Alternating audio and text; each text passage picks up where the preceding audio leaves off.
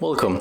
If you want to get iOS launcher on your Doogee smartphone, for the first you have to go for the Play Store and you have to get this application. There's the launcher iOS 13 from the Lutin developer, and if you find this application you have to click install.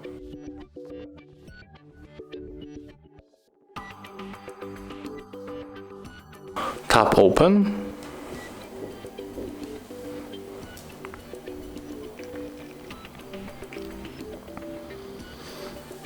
Accept the permission,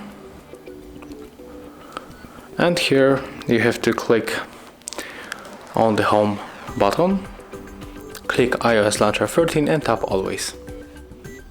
It is loading our launcher. We have to click here that we got it, and as you can see it at its finish, it loads all of the stuff. So right now we can edit, for example, the home screen icons and also edit some widgets. And when we enter for our launcher, you will see that we can customize here other things. For example, we can get the lock screen control center or the assistive touch.